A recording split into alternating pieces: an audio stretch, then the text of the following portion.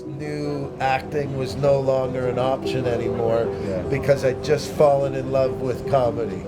Here's the truth. Right. 3.5 years ago, I quit my job, despite the fact that I'd never actually done stand-up or seen it live or on TV before. It was so stressful because at the end you send it away, and then 8 weeks later they'll either tell you you've met the requirements or you have to leave the country in 14 days. I was the fattest boy in the class, so it was good door frame size. You put me on the door, not much get past. I might get stuck. We need a push out. And it's really all down to her saying, don't just talk about it, put your money where your mouth is and go and do it. You're good? Good. Where did it begin for you in your comedy journey? Whoa. Here's the truth. Right. 3.5 years ago, I quit my job. I was working as a tour guide at the Royal Australian Mint. Yep. And I quit it for stand-up comedy. Right. Despite the fact that I'd never actually done stand-up or seen it live or on TV before. Run me through this decision-making process again. Yeah. So here's what happened. Yeah. I was part of a sketch comedy group, so like kind of stand-up adjacent. Yes. I was like, fuck, this is what I want to do. Like this feeling of creating something and having someone laugh at it. I want to do this. And then the next day, I quit my job, and then 2 weeks later, I did my first ever stand-up, where it was just me on stage being myself rather than like a French mime in a sketch. Because I'd been looking for greener grass the whole time. Like I went to uni, I studied international relations. Yeah. I took 7 years. It's a 3-year degree. I also did glass blowing, jazz and optimism. How related were your internationals? Like that's Yeah. What? How did you do that? Yeah, I did everything but courses. What do you mean? Oh, I was president of the chess club for 3 years. I suck at chess. That's not a full-time gig, is it? No, but I made it a full-time gig. Yeah. We also have this wonderful thing in Australia called HEX. Shout out to the government.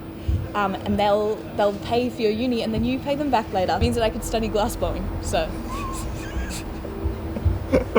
When have you ever blown a glass since your glass blowing days? Never. It's so expensive outside of at uni. It's also expensive, but the government's government. But outside, presumably because you need all of the glass blowing equipment. Yeah. You can't just fall into glass blowing. You can't just need pick up some eBay glass blowing equipment and some glass and just melt it down. Ovens aren't hot enough. Okay, let's go back to comedy. Sorry, then. yes, comedy. No, don't apologise. I took you off in a glass direction. Which so you started open micing. How was that? How was your first ever open mic? Picture this. Yeah. I'm wearing a blue cardigan. Right. Yep. Yeah. And I'm also in a dress. Right. Yes. I get up on that stage and I realise that the stage is very high up and the audience is very low down and they can definitely see up my skirt. Now, I also get mad stage fright. Right. And I did like 2 minutes of a 5 minute, what was meant to be a 5 minute set, and then I freaked out and I ran off stage and I cried.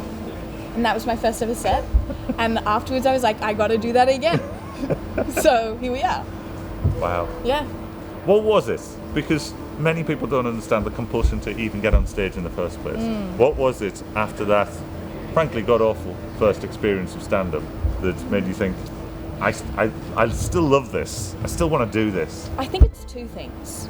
I think one, the feeling of other people telling you that you're funny is addictive, and like having them laugh at something that you've made, that's addictive, and I'm definitely addicted.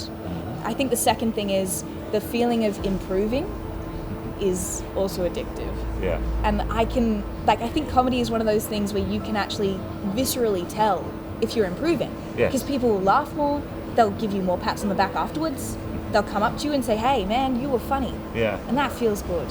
So, that was 3 years ago? Yeah, 3.5, yeah. 3.5, sorry. So you started, you said, that's it, off we go, and you started open micing. Yes. What happened next? I did every gig that I could. Originally I'm from Canberra, the capital of Australia, and it has a small but lovely scene. Yeah. And so I did every gig that I could. I was one of the only musical comedians in Canberra, and I was also, at the time, one of the only female comedians in Canberra. And so I started getting booked for paid gigs quite early. Right. Not a lot of money, like $20 or maybe a beer. Yeah. I also don't drink. But What did you do? Yeah, I would go, thank you so much. You can have it. Yeah. Yeah. Did they actually hand you the, or was it like? No, it would be you can get anything from the bar. Right. Okay. Yeah, and I'm a stickler for water. I fucking love water. Hydration. Yeah, when you're gigging though, that's all you're interested Yes. in. Oh yeah. So dehydrating Yeah, as a yeah. process. To be Especially talking since and, I'm such a lightweight when it Yeah. comes to I can't drink alcohol and then be funny. Yes. I want to dance. Yeah. It's not the same. It's a different Yeah. discipline altogether. I mean, Yeah. after glass blowing. Yes. Yeah. Yeah. Yeah. So you started gigging. Started getting gigging. Paid gigs. Started getting paid gigs, small money paid gigs, and I fully threw myself at it.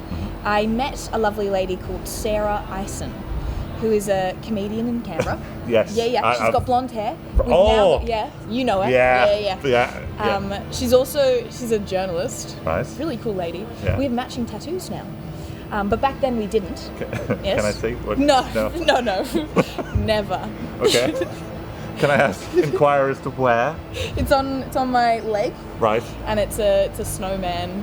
Right. But the tattoo artist made a mistake while she was doing my tattoo, and one of the eyes is a lot bigger than the other eye. I don't show people the tattoo.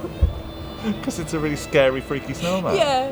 Yeah. Could you not have made the other snowman I'm eye sure there's bigger? a solution, yeah, but instead Yeah. I just ignore it. Just pretend that I it just didn't pretend. happen. Well, no, I love that I have the tattoo because I love Sarah. Right. And presumably it's not exactly matching. Sarah's doesn't No, have a bionic Sarah snowman has a on tattoo her. on her back, but we got it at the same time. Right. And because we did a show together, Right. yes, a sketch comedy show together. Yeah, with a Like snowman. there was a snowman in it. It Right. was like a frozen. There was a frozen themed sketch. Yeah. It's so dumb. And then so that was a year in. Yeah. She and I did a full hour together in the Canberra Comedy Festival, Cool. and I think that was when I went, oh, I could actually create an hour. Yeah. And so then I created my own solo hour. Right. And then I took it to Edinburgh. And then, And that was last. so last year I took it to Okay. Edinburgh for the first time. Yeah. And I was overwhelmed the entire Fringe. Oh my gosh. The first week I cried so much. Oh. No, I was having a great time. Yeah. I was just... Thank you so much. Yeah, I would. I love water. Is that Oh, okay? that's the Thank best. you. Wow. Wow, this is Thank you so service. much. Thank you so much. Yeah, so last year I did the Edinburgh Fringe, and I'd never toured before. I'd never done more than one day in a row of shows before. And I came to the Fringe and I did 13 days in a row. I'm just relentless. Relentless. Yeah, in a Fringe that I'd never done before. It was overwhelming. Yeah. Yeah, loved it. Overwhelming. This Yeah. year I've loved it even more because I've known people and I recognise street signs, which is great. What's next then? What after you've finished this? Go on. Oh, Yes. There's some thinking going on. Oh, you betcha. No, I think about this a lot. Yeah. So, I have dreams. I call my dreams big marlins because there is a fish in the ocean. I love fishing. Right. Never been, but I like the concept. There is a fish in the ocean called the marlin. Right. Do you know about it? I feel like I've seen an episode of Octonauts where the marlin might have been Might involved. have been yeah. Yeah. It's Is big. it? Is it a big fish? It is, yeah. And it's Is hard it- to catch. Is it orca big or is it? It's, I wouldn't say orca big. I'd say a big fucking fish. Right. Yeah. Okay. Yeah. And really tricky to catch. So tricky that it takes like 4 or 5 hours. Your rod often snaps. Right. Anyway, that's what I call my dreams. If you had to put it on scales and give an estimate, It would be big. be like I don't know. I don't know. I don't know numbers. Like is a car big? What sort of weight are we talking? Big. Like if big. How big? I don't know. I don't know. Don't trust that. Don't trust this big. Right. It's big. Okay. It's break a fishing rod big, not Yeah. break your car big. It's big dream. Anyway, I have big dreams. sorry. I have big marlins. And one of those big marlins is that I really want to commentate the Olympics. Oh, wow. But it like comedy commentate the Olympics. Yeah. That sounds sick to me. Yeah. Another big dream is there is a theatre. This is so specific. There is a theatre in Canberra, Australia, called the Canberra Playhouse Theatre. Seats are 655, and I've booked it out. Wow. The next year, January, the 30th of January. Wow. Oh yeah, I'm not. I don't know how I'm gonna fill it, but I'm gonna. I've got 6 Brilliant. months to work out how to fill it, and then I'm doing and filming my first solo hour that I took to Edinburgh last year and this year. Fantastic. And I'm just gonna release it somewhere, Do it. somehow. Oh, that's brilliant. So there's record of the very first one that I did This is your first. in my favourite theatre.